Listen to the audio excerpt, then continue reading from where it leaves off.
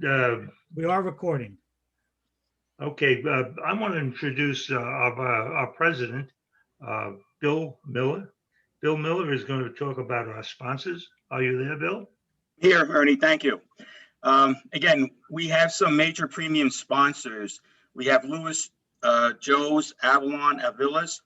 We have Gershel Recycling. We have Covanta Energy and National Grid. These prestigious organizations are committed to the community they serve in many ways, and we appreciate that they are committed to LIMBA and the mission of Long Island, and we'd like to thank you all. Go ahead, go away, Ernie.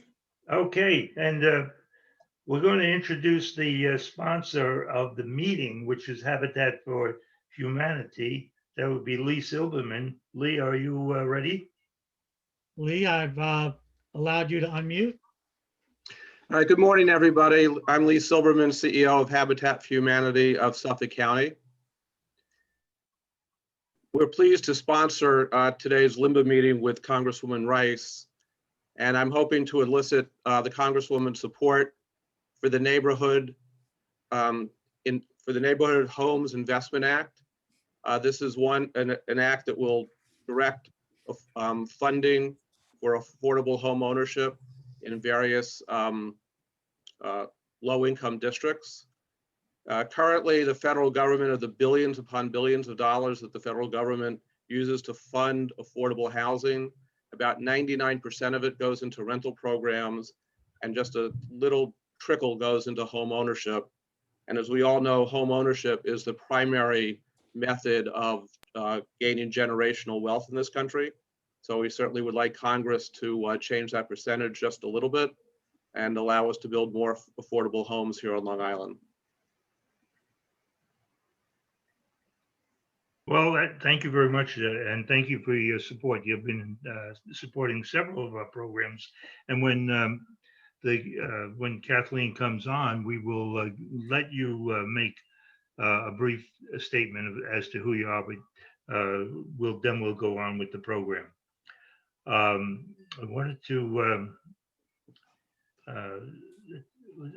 reiterate the idea. Ernie? Yes. I'm sorry, but the Congresswoman is signed on.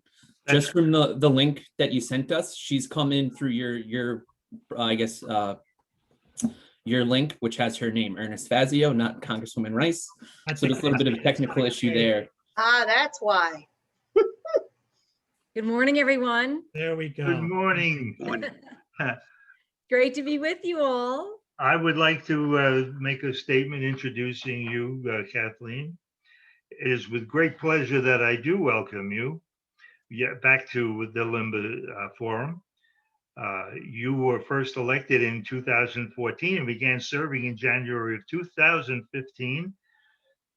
We have hosted meetings with you in the past. In the past, we were at Delphi University under the auspices of President Scott, and we've been friends ever since. You've been a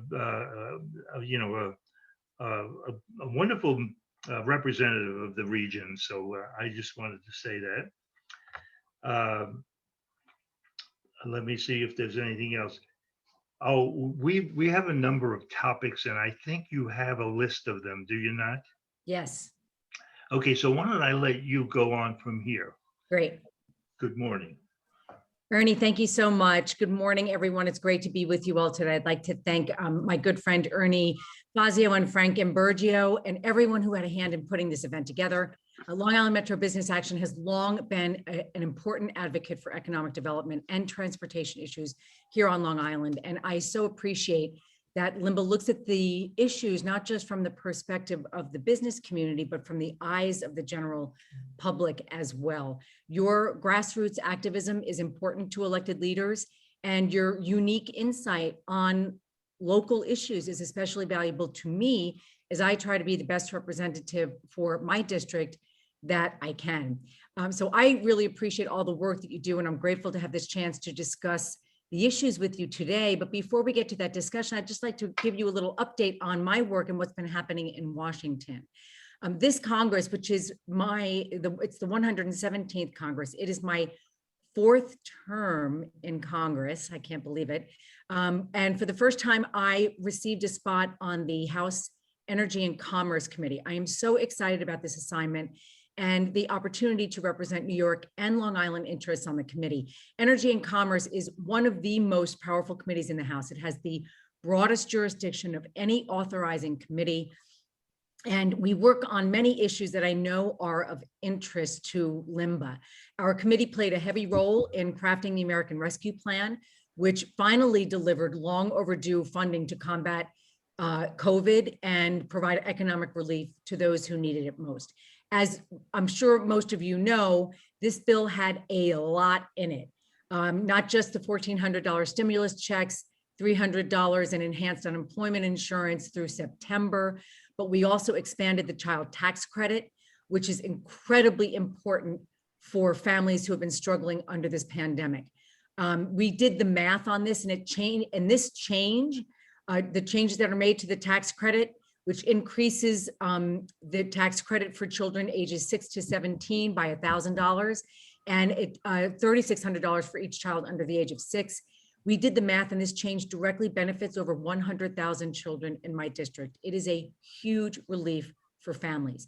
The bill also included $350 billion for state and local governments, which was another huge priority for us here in New York State, given how hard hit we were and lost revenue, not just across New York State, but in the individual villages and towns. In total, the state will receive nearly $24 billion.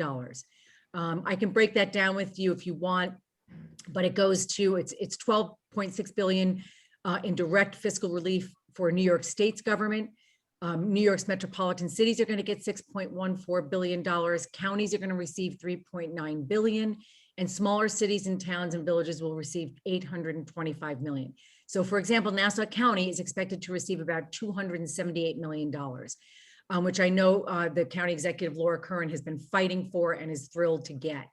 We also did a lot to help small businesses in the bill, $7.25 billion for the Paycheck Protection Program, which was a very popular program, and expanded eligibility to improve the program's reach to more types of businesses and nonprofits as well, because we heard about the criticisms from the beginning of the PPP, which was almost a year ago now. $28.6 billion for the Restaurant Revitalization Fund, critical funding. $16 billion for the Shuttered Venue Operators Grant Program, which is incredibly important as well, a very hard hit sector of our economy. This is the relief that we promised during the campaign. The vast majority of Americans, not just Democrats, supported this bill. And I'm glad that we could deliver on this first substantial legislative effort. Do I wish we could have gotten some Republican support? Yes, of course. But they made it very clear that they did not want to be a part of this effort. Now, looking ahead, President Biden, as you heard, if you listened to him on Wednesday, 2 nights ago, he proposed 2 new bold packages as part of his Build Back Better campaign. That's the American Jobs Plan and the American Families Plan. He spoke Wednesday night in detail about these 2 plans. The Jobs Plan is a $2.5 trillion once in a generation capital investment in American infrastructure and jobs. This is incredibly long overdue. And right now, I believe the timing for this is perfect. A historic infrastructure investment is exactly what can help our economy permanently recover from the pandemic's devastating effects. I'm going to give you a really quick summary of what the plan includes. $621 billion in transportation infrastructure. That's roads, bridges, transit. $111 billion for clean, safe drinking water. That means replacing 100% of the nation's lead pipes and service lines. It means funding for cleaning up contaminated water sources. This is incredibly important for us here on Long Island, which, as I know all of you know, we have the highest level of contaminated drinking water in the state. It includes $100 billion to expand broadband infrastructure to make access to broadband more affordable. Affordability is the key issue for us here on Long Island. We're not a rural area, right? So we have broadband here. The problem in our district is families just can't afford it. So that's critically important. And that was one of the deficiencies that the pandemic exposed. It also includes $50 billion to improve climate resiliency infrastructure. Now, I know many on the other side of the aisle are already complaining this plan is more than just roads and bridges. But if that is your definition of infrastructure, roads, bridges, tunnels, then you're living in the past. A lot has changed in the world since we first built the highways in the middle of the last century. 5G and broadband are critical to building a successful 21st century economy. Just as important as water pipes, electrical wires, subways, Long Island Railroad, it would be incredibly foolish not to invest in broadband infrastructure. And we all know that our climate is changing. We know that particularly painfully well on Long Island. That cannot be denied any longer. That means we cannot ignore the threats that rising sea levels and stronger storms pose to our communities. If we, not considering climate resiliency in an infrastructure package would be incredibly short-sighted, and it would only lead to further expenses down the line. The other major bill the president has proposed is the American Families Plan, which he went over in detail again on Wednesday. The plan calls for major investments in the foundations of middle-class prosperity, education, healthcare, childcare. It would extend the child tax credit expansion in the ARP for another 5 years. It would make the child and dependent care tax credit permanent. It would provide universal access to pre-K for 3 and 4-year-olds, 2 years of community college tuition free for all Americans. It would expand nutrition assistance, school meal programs, summer meal programs for children and families, with lower healthcare costs by making the ARP's health insurance premiums, the reductions that were in the ARP, permanent. When it comes to both plans, unfortunately, there is already strong Republican opposition in both chambers of Congress. There is some small hope for compromise. The White House is in talks with Senate Republicans on the traditional infrastructure proposal because we need to reauthorize our surface transportation programs before the end of September, which is only 4 months away, right? May, June, July, August, yeah. But like he did with the COVID relief, I believe it is smart that President Biden is focusing on issues that are politically popular with the American people, even if they aren't popular with Republicans in Washington. There was a recent Monmouth University survey that was released on Monday that showed that 68% of Americans support the American Jobs Plan. People across the country live and see our crumbling infrastructure every day, and they know it's time for an upgrade. That same poll found that 64% of Americans support the American Families Plan. In the wake of this crisis, people are realizing that we need stronger social safety nets. The divide in income inequality just keeps getting bigger. The rich people in this country during this pandemic doubled, tripled their wealth, while people at the bottom fell into hunger and poverty, children especially. So I hope that Republicans in Congress will seriously think about this, and I hope that they will read the tea leaves. There's no reason these issues can't be bipartisan, especially when we talk about investments in our infrastructures. Red districts and red states need new roads and bridges too. So I hope that we can at least find some common ground and work together where possible. Another big issue that Congress and the administration is tackling right out of the gate is gun safety. We all saw it was brought home to our district just a couple of weeks ago in West Hempstead on the national news, where these tragedies are going to keep affecting us at home if we don't take action. In mass shooting after mass shooting, there is one common denominator, the AR-15. I support the assault weapons ban, and I believe bringing it up for a vote before the House must be made a priority. Already in the House, we passed 2 background check bills last month. HR 8, which would require background checks for all firearm sales, closing the gun show loophole, and HR 1446, which would close the Charleston loophole.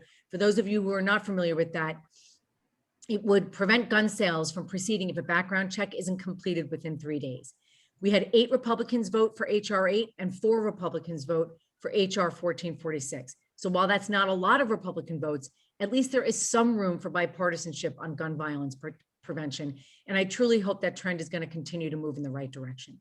Kathleen, is it time for us to introduce some questions from Frank and myself? Yeah, sure. Yeah, Okay. absolutely. Well, you know my background as far as being a co-author on the book on maglev, and I've been making that a priority for Limber as well. It's a transportation system that is very, very efficient and actually a little cheaper than the overhead lines of the electric trains in Europe. And I have with me one of the other co-authors of the Maglev America book, Jim. He's been working in the Senate for a long time. Are you there, Jim? I've asked Jim to unmute. Right now. I did. There he is. Okay. I'm Jim sorry. Jordan. No, How are thank you? you. No, Ernie, thank you for the opportunity to talk about maglev some. You know, it's a Long Island product. It was developed right in an airport hangar, a used one, an old one on at MacArthur Airport. So it's a special home. In fact, tomorrow, the 1st of May is where the inventor, Jim Powell, is that passed away 2 years ago. So it's his 2-year death anniversary. But we have a team of people that are still very interested in bringing the most advanced Powell, Danby, Gordon Danby invention to the United States. And it's sort of a New York product in a sense, because the first time I heard of it was I was on a Senate staff since 1979, and a man named Pat Moynihan, who from New York, who was a sort of a Harvard don who had an impressive brain. He introduced me because I was the energy czar in the Senate, working for the chairman of appropriations. Hey, And Jim, I'm so I sorry. went to his sessions, and he introduced me Jim, to I want you to Powell. address the economy of that invention. I've been telling people, number one, it's if we build it out out the country, we don't need government money. What we No, need we is don't even make government money. we need research money for showing that the investment community will see something that they can buy, and that's And politically, let me give you my position real quickly, because I can tell you, it's almost a Supreme Court case. Now, President Biden, it sounds like he's just saying the right thing, but we are not playing on a level playing field. The government of Japan invested in a test facility. The government of Germany invested in a test facility. Korea the same way. Pat Moynihan brought this to everyone's attention. I quote him regularly. And we have been forced to say, go raise your own money someplace to do the test facility to demonstrate the product. Now, what's happened is we've gone so far in this thing with people forgetting about these inventors that the government of Japan copied our system, which is fine. They honored, gave a gold medal to Jim Powell, that kind of thing. But they're now trying to sell this thing in a Baltimore to DC demonstration line and then do the Northeast corridor. We're saying, please don't do that. We have a much better system than the one that was first invented. It's even cheaper than it was to build and much easier to operate and much more capable. Jim, I'd like the congressperson to weigh in on how much she knows and how much she's Well, and Jim, how much money do you need for the test track? Yeah. I think that's where the rubber meets the road.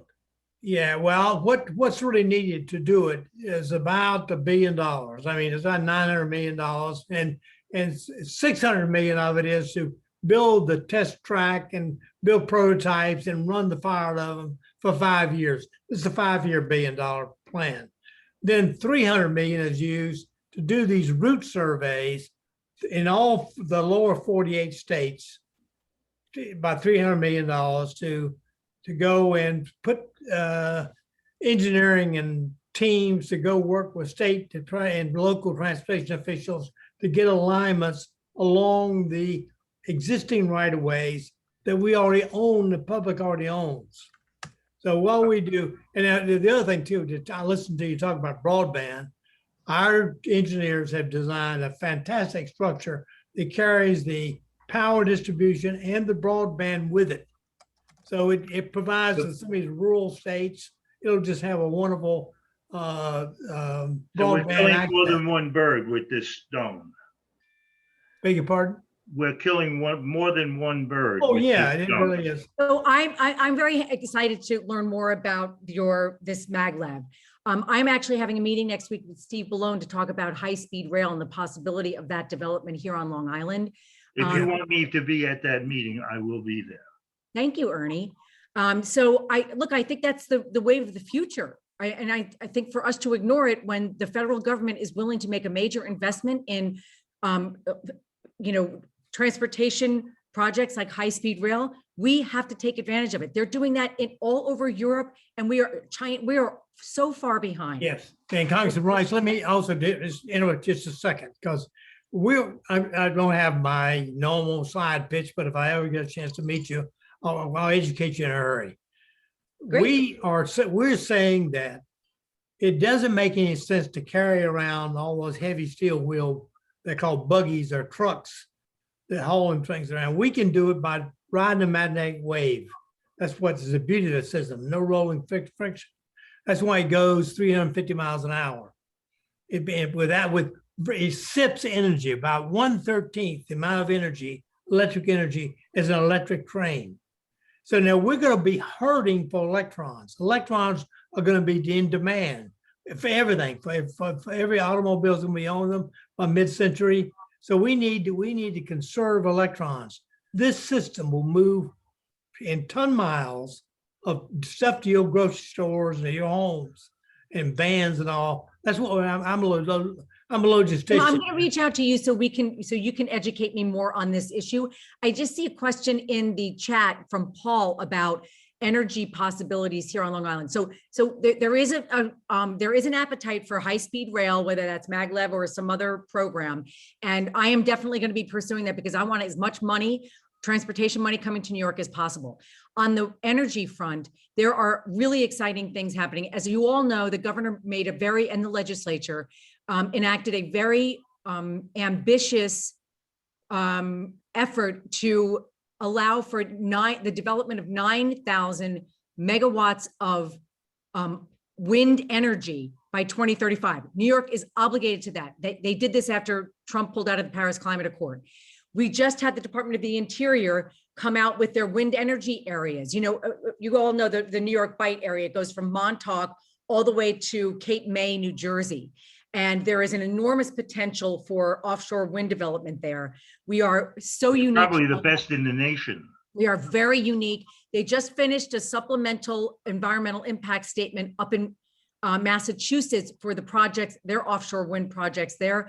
And I'm speaking to the new head of BOEM, which is the Energy Management Bureau of Energy Management that falls under the Department of Interior, who is a woman who used to work in New York, whose name is escaping me right now, but I've already spoken to her, and she is big on offshore wind. We're obligated to do it here in New York. It's going to get us into a more green, and by the way, 9,000 megawatts of energy, offshore wind energy, can energize between 5 and 6 million homes.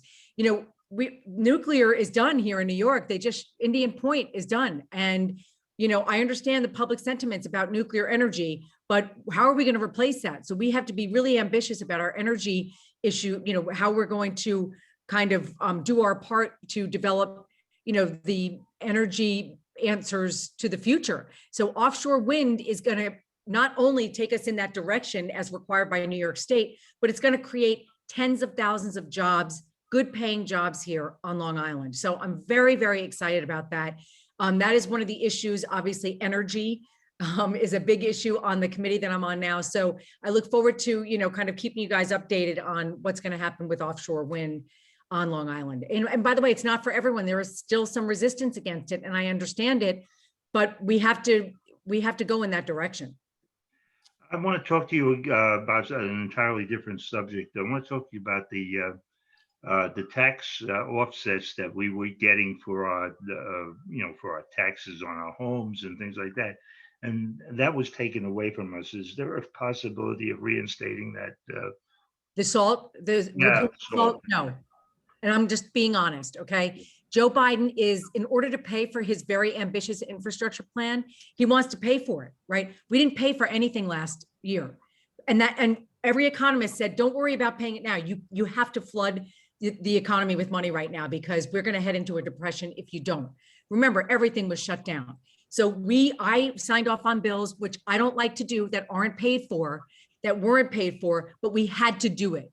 Now that we're doing this infrastructure, we have to figure out a way to pay for it. So the pay for it that he's come up with so far are all tax related. I wish they'd just close every tax loophole there is, and that would more than take care of paying for infrastructure. But for right now, they're going to increase the corporate tax rate and the personal income on anyone. Well, we appreciate you being direct on that. Well, Ernie, here's the reason, right? You're not going to convince, I don't care what Tom Suozzi says. He is not going to convince Joe Biden to put the SALT repeal in the infrastructure bill when he's increasing taxes to pay for it. He's just not going to do it. Now, by the way, the good news is the SALT repeal goes away in 2025. The corporate tax goes back to 35% in 2025 when the Trump tax things go away. But guess what? To whom much is given, much is expected. The rich people, the super wealthy people in this country got so much richer during this pandemic, which makes me want to throw up, okay? So we need to figure out a way for them to pay their fair share, because we have to, there's no more middle class anymore. I grew up in Garden City. My parents had 10 kids. You can't buy a house in Garden City in 2021 and have 10 kids and send them to Catholic school like my parents did. That middle class is gone, done. Yeah. We got to figure out what's going on here. Am I for a full SALT repeal? Yes, of course. But I'm not going to demand that Joe Biden put it in there when he's increasing taxes to pay for this necessary investment in our infrastructure, whether it's social infrastructure or physical infrastructure. I was with a man who owns a 4-car repair garage. And I says, what monies did you get from the federal government for this pandemic relief? He says, I didn't get $1.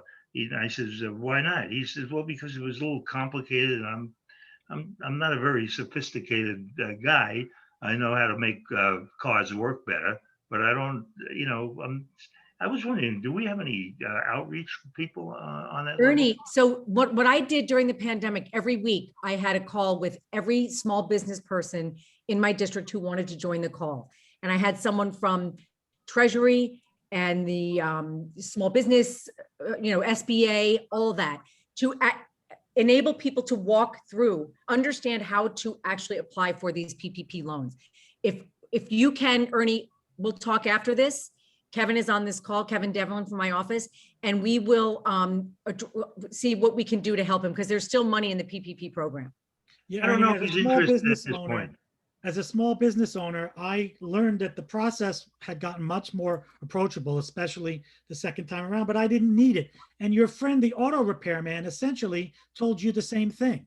I mean, not all businesses were badly affected by the pandemic.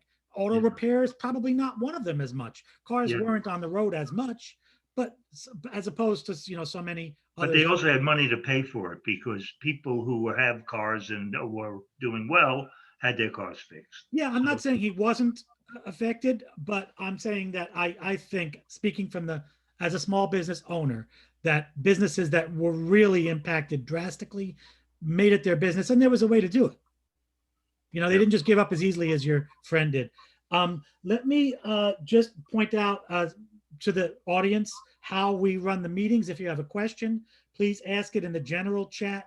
And then you could either ask the question yourself, we can unmute your mic, or we can ask it for you. We have You know what, can I just say that Lee asked a question about PPP and not taking into account how nonprofit entities are run. We fixed that. And I can talk to you, Lee, after this to explain to you how we address the issue of nonprofits, because they fall into different categories as well. So that's been addressed. Good. Okay, so the other question, we only have a minute or two, according to Kevin. So I will ask the only other question that came in through the process I just described, which was Harvey's question. And it's sort of an open-ended question, that the proposed spending bill seems so logical to a lot of us. How can this disconnect? And I think his implicit point is that they also poll well, and it's what so much of America wants. So how can we address this disconnect And in a way, maybe looking in your crystal ball, what do you see is going to happen as this clash happens?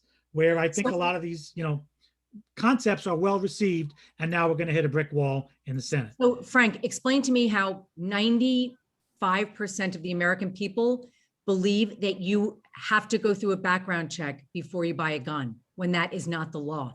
That's what people want. And the NRA has been flooding the coffers of Republicans in Washington to make sure that those background checks don't happen. That's the problem. I'm going to be really honest, because we're family here, okay? I'm just telling you right now, the head of the House, the minority leader of the House right now, has no interest in doing anything in a bipartisan way, because he believes that the next midterm in 2022, they're going to take control of the House, which is probably true given what redistricting is going to happen. And then he's going to become speaker.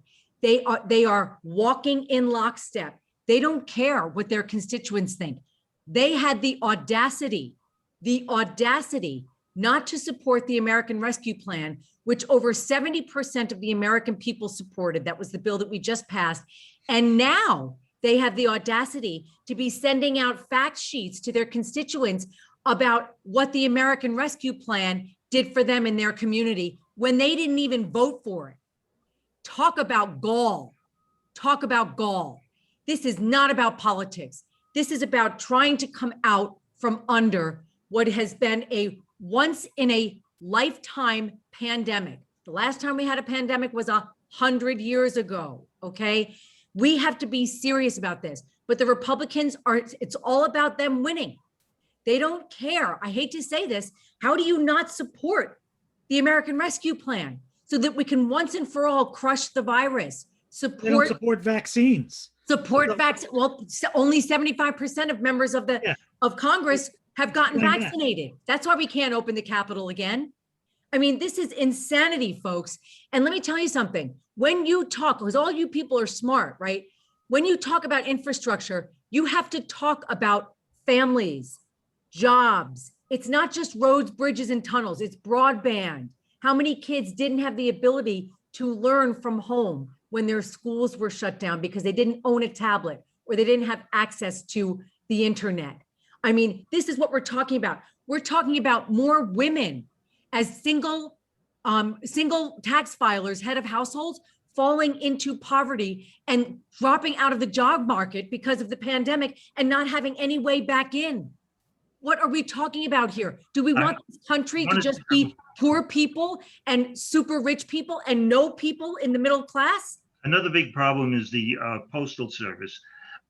The best, the best bargain is the 55 cents I put on a letter to my son in rural Maine, and it gets there. If we lose the post office, that'll be a $22 delivery for a letter. Donald Trump wanted to did his best. He did his best to destroy it. To destroy it. Okay, but we now have some control, don't we?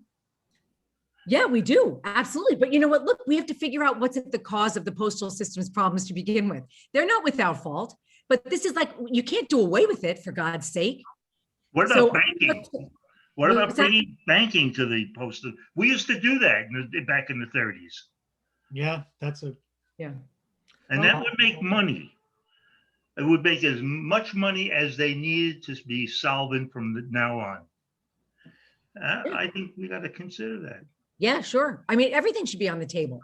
Look, I can't imagine how complicated your job is. I mean, I handle this little organization and, sometimes it overwhelms me what I'm thinking about, but Well, Ernie, you do it very well. And yes, this job is very frustrating, and I'm sure you can hear it in my voice. I want to throttle some of my colleagues who are just not appreciating that we're in the middle of a pandemic and trying to crawl out of it. There are big issues for us to deal with. What's the future of trade look like? What's the future of AI? What do you feel about that? I mean, what's the future of the criminal justice system? How are we going to educate kids? Do kids really need to invest $200,000 to go to a private college and get a 4-year degree that they could go to, a 2-year job training program and get a job at Google for $80,000 a year with no student debt? Like, we have to really think about What are the jobs of the future? How do we bring manufacturing back to our shores so we don't find ourselves begging for PPE like we did a year ago from China and other countries because our supply chains were so dependent on other countries who were manufacturing critical products that we needed in the middle of a pandemic. That's crazy stuff. Come on, folks. We got to figure out how to do this.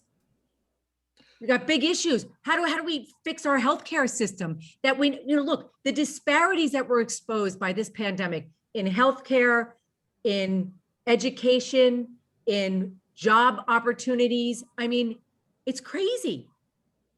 Where you can't get access to clean drinking water. I mean, my sister lives in Garden City. She doesn't drink water from the tap. What the hell is up No with one that? does. Come on. I mean, we Well, gotta Garden get City is over a poor neighborhood, right? Yeah. Well, that's Ernie, what I'm saying. That's what I'm saying. Garden City is, Garden City, and you can't drink the water out of the tap. Yeah, it's not a bad neighborhood. Kevin, No. Kevin from your office has apologetically pointed out that it's 5 minutes over, and so we really have to wrap up. Well, listen, let me just leave you with this. First of all, Ernie and Frank, thank you so much for putting this wonderful group together. Look, we have to continue this conversation. We can do this on a more regular basis. When you have Zoom, we can do this more than we would if we had to get together in person. Sure. So we should take advantage of that. Wonderful. Okay. It doesn't take anything to get to open your laptop and sign into a Zoom, right? And look, I'm here for you. I want to deliver for Long Island and New York State and the rest of the country. But we have to be serious about identifying our problems and figuring out bipartisan solutions. Okay. I want to leave you with this. Is there such a thing, ladies and gentlemen, as a provable fact anymore? I remember the days not that long ago where you could say, okay, here's the issue. Here's a fact. I'm on this side of this issue. You're on this side. But before we got into a discussion about that issue, we all agreed that this was the issue. With all the mis and disinformation going on these social media platforms, which believe me, I've already started talking to Mark Zuckerberg about because they are purveyors. They push all this mis and disinformation on their social media platforms. We have got to get serious about addressing this issue of mis and disinformation. It led to what happened on January 6th, an attack not on Nancy Pelosi or Mike Pence, not on Democrats or Republicans, but on democracy writ large. Let that sink in. I was there running for my life in the basement of the Capitol. It was crazy. That was an attack on our democracy, on all of these rights and privileges that we hold so dear. We got to be serious about wrapping our head around that as well. So I am grateful for your time. Thank you for letting me vent. I'm sorry if We are very grateful for your time because I know your time is on demand all the time. I want to thank you very much. And with your energy and your scope of what's going on, I think you're going to have that job as long as you want it. Well, thank you, Ernie. It's a tough job. I sometimes wonder why anyone wants it. But it's always been my great honor to be, I've been a public servant my whole life. Okay. It was drilled into me by my parents. And I just consider myself you very. come from a great family, by the way. I met your siblings and. Thank you, Ernie. And you're great. I thought you did come from a very good family. They're a very good family. And I built my little family with Pearl Elizabeth, who I had to take, my little rescue from North Shore. She's got some Cushing's disease. Oh, it's just too much. I don't even have kids. And I can't even deal with my dog being ill. I don't know how all of you do it with your kids, but look, I care about, Long Island families because I am a Long Island family. My parents were lucky enough to raise their 10 children in a community like Long Island. And I want to preserve the ability for future families to be able to live like that on Long Island, like all of us are and have. Okay, thank you. Thank you very And by much. the way, Ernie and Frank, let me just say, Kevin Devlin is on this call. I think he put some contact information in that He section. gave us his email address. Great. So let's follow up on some of the issues that were raised. And when you meet with Steve, if you'd Yeah. like to be there, I will. I will let you know that, Ernie. I'll follow up with you. Thank you. Thank you all. Stay Bye-bye safe, now. get vaccinated. So Ernie, I have an idea I'd like to throw out. We have about 10 minutes left because the Congresswoman had to leave early. And we have some very energetic debate going on in the chat. I know I can't just open up everybody's microphones because it would be a melee. But what if we took one representative of either side of this debate and had sort of had an impromptu debate if they're willing? John Hill has been talking from the Republican side, and Lee, no, not Lee, Harvey? Kevin, Harvey, I'm sorry, that's right, Harvey, has been, Lynn is asking about Ming's question. That was covered, it was salt. So what do you think of that idea? Are you guys up I for like that? it. Yeah, well, let's do that. Okay, so John, let's see if I can ask you to unmute. Are you still around? I think John Hill left. So, yeah, I see I don't see his name here. I guess he got annoyed and left. So, so much for that idea. Let me just start with my side of the coin, because I'm an independent, and I like to tell people I'm an American before I'm anything. And I hope that everybody on this Zoom could agree with that. In the world of politics, there's two sides in this country, and we're always going to find fault with one side or the other. And, depending on which side you're on, you'll probably find more fault with the other side. What sort of troubles me about the situation we're in right now is that, there are things that go wrong, and there are things that are done on both sides. And I say to people, if somebody did something wrong, go after them. Let our government officials go after them. Let them do what they have to do, and let them hold them accountable. What troubles me is that we had a president prior to this one who, in my opinion, obviously, did significant things wrong. And every time you have a conversation with somebody who takes that position, it always comes down to, well, what about them? What about Hillary? What about Obama? What about? My response is, if these people did anything wrong, go get them. But don't use that as an excuse for the things that the other people do wrong. That's not the answer. The answer is, let's do the things right and get the things done right. I don't know if anybody on this program could agree with what took place on January 6th. And I talk to people who don't even know that it actually happened. How can you be so removed from reality in this country today that you don't know that something weird, whatever your position is and whatever side you want to take on January 6th, it's fine. But how can you say you don't even know that it happened, that you've closed yourself off and you put yourself in such a vacuum that you don't want? Harvey, I think we are in more or less agreement with you. But if anybody has a position that they'd like to express, I'll mute and I'll listen. And we'll all listen if they're John Hill, again, he left. That was his decision. So I feel sorry that he can't rebut this. But his comment was, what about, where what about? What about the Democrats not supporting any of Trump's initiatives?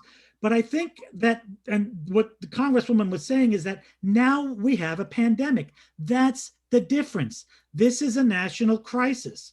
We need to come together and not just poke each other in the eye, but at least discuss solutions and not talk about what happened before a pandemic when this is now a whole different situation.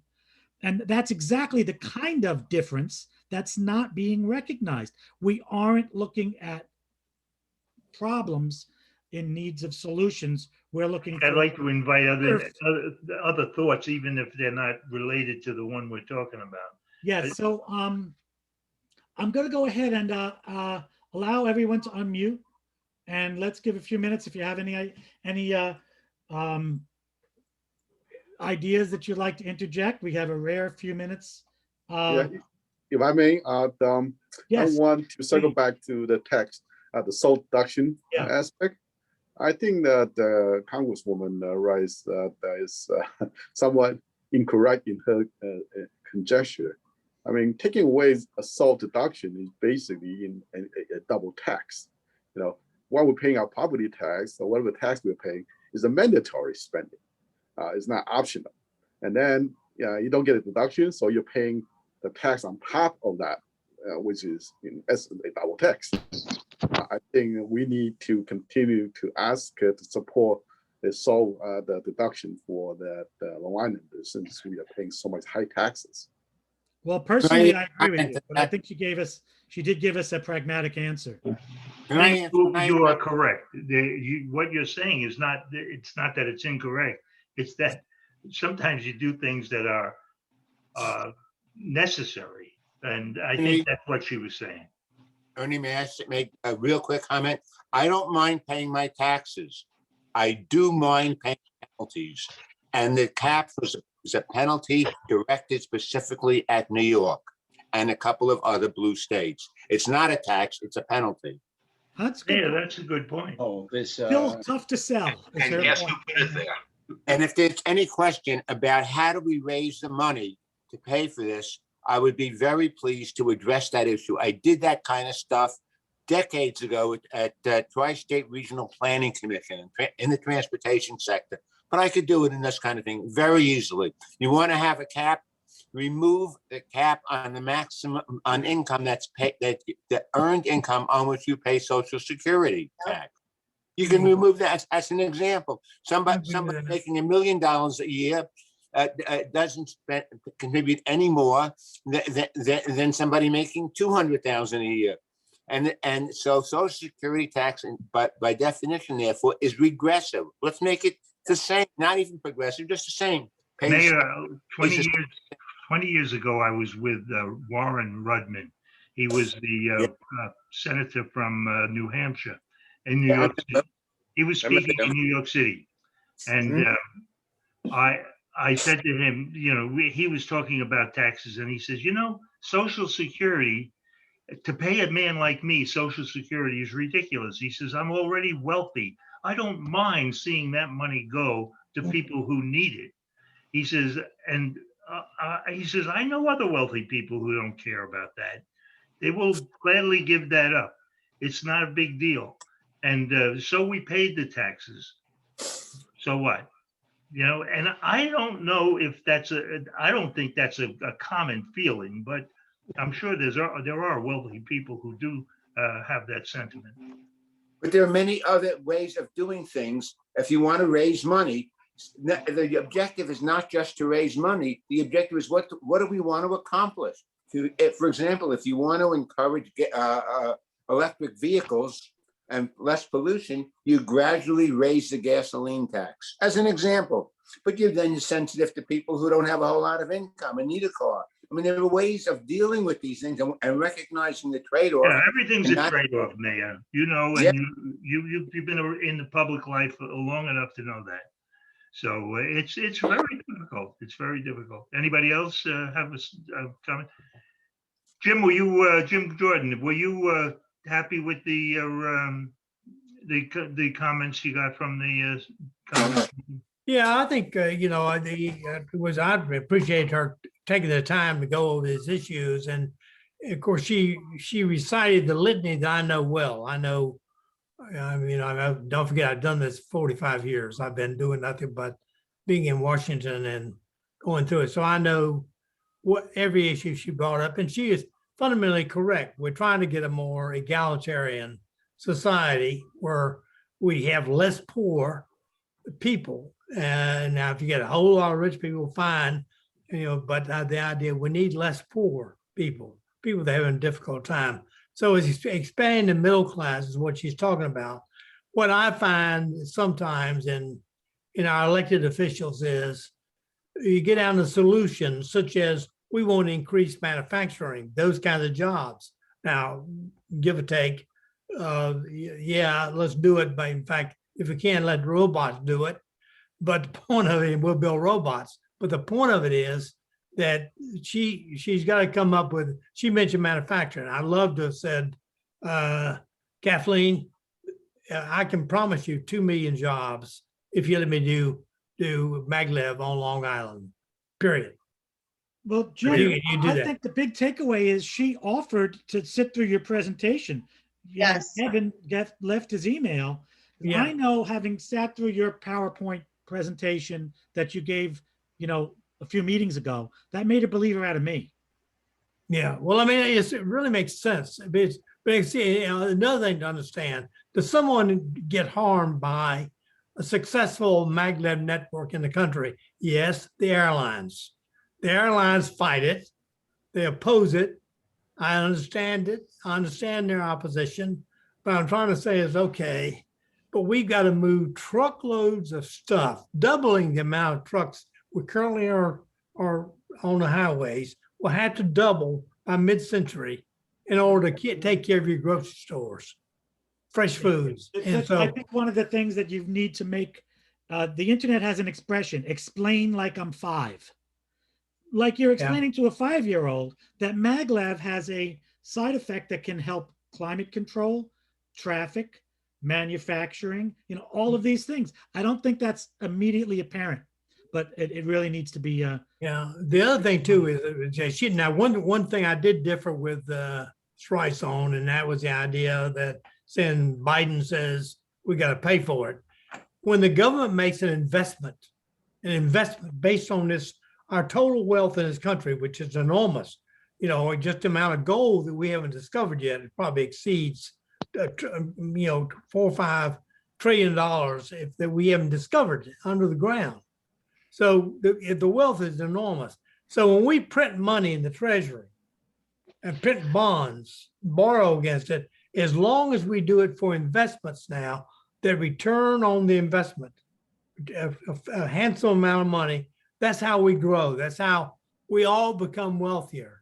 And Jim, when I was a young father, I had a little house and I had children, and we were too big for that. The family was too big for the house we had, and I had to rebuild the whole thing. And my wife said to me, how are you going to do this? She says, you don't have the money.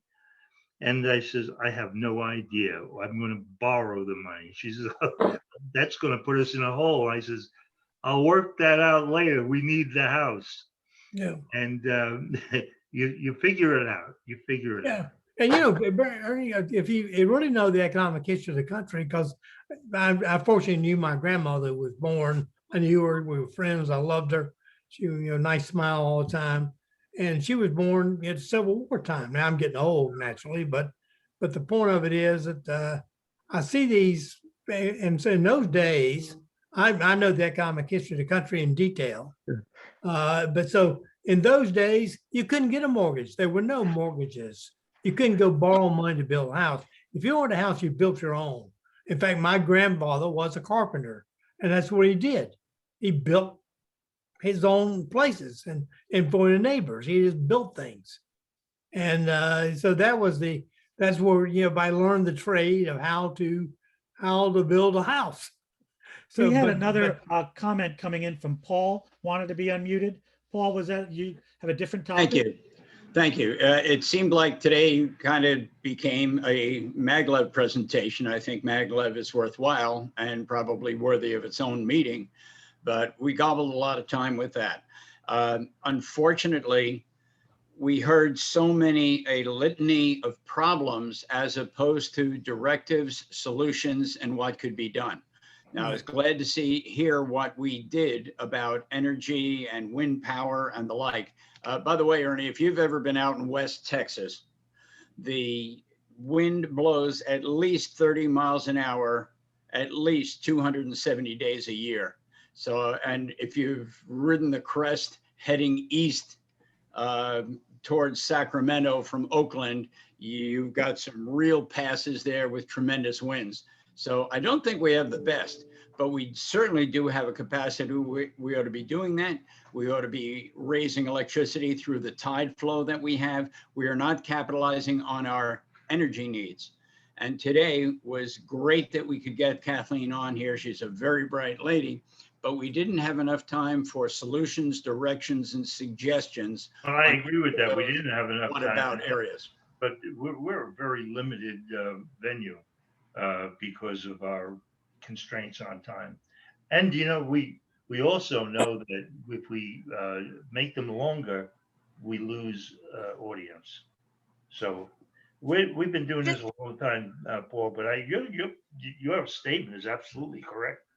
You don't have the time.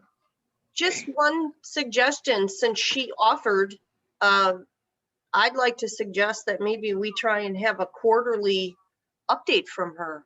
Yes, that's right. She did offer. We should follow She up. offered, and now that we can do it on Zoom, I think that would be great. And maybe we can do a similar thing with some other representatives. Ozzy or other, yeah. I mean, if we could get really an ongoing, now that she made a point, Zoom makes it that much easier for them to accommodate Correct. us. Let's take advantage of that.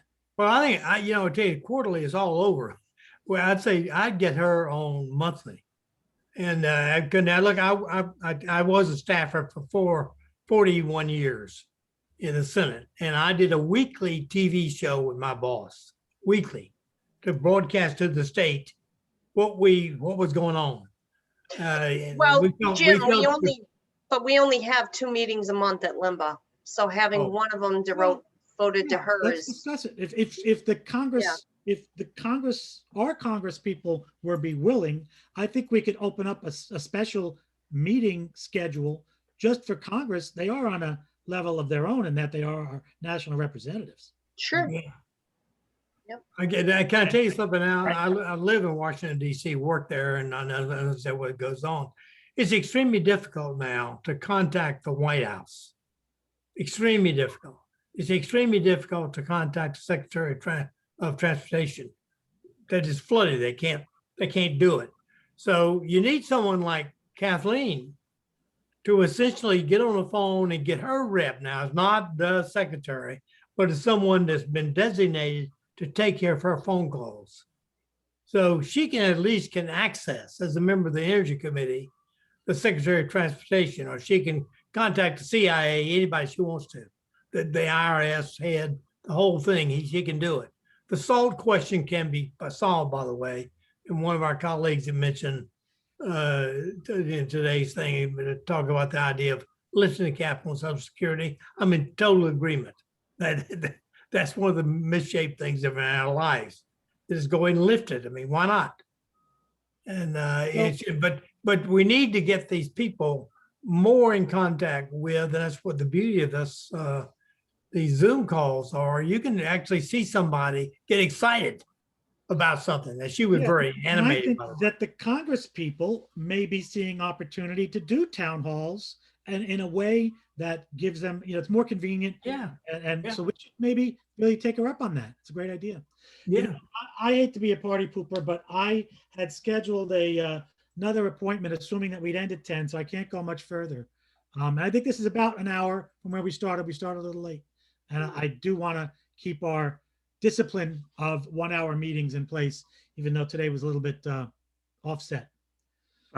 Frank, you have the recording on this. You're going to be putting that on the website, right? Absolutely. And let's just discuss the next meeting. Next meeting is Humanity and the Horseshoe Crab, about ecology. And that'll be May 14th. That sounds very interesting. I think I know, spoiler alert, the horseshoe crab turned out to be very important when we had no idea was of any value to us. And the same may be true for so much about things that we are very big in medicine, very big in the medical community needs the horseshoe crab to survive because of the extracts they get from it. And I grew up in Manor Haven, Port Washington, and the horseshoe was literally stuff that we would throw away and it was useless. So there's a perfect example. And then finally, a reminder, I think we would love to have people donate at our website to help us keep up this meeting schedule and all of the initiatives that we're doing to try to get more and more attendance and better speakers. And just a quick note, meeting sponsors are now featured in the emails that go out once you do register. Those follow-up emails that members receive do have a spot for the logo. the sponsor logo in those emails. So that's it. Wrapping. Ernie, you still with us? But I think we're done for today. And Thank you all. we'll speak to everybody in 2 weeks about a horseshoe crab. Okay, good. Thanks, everyone. Be well. Hmm. Thanks. Bye.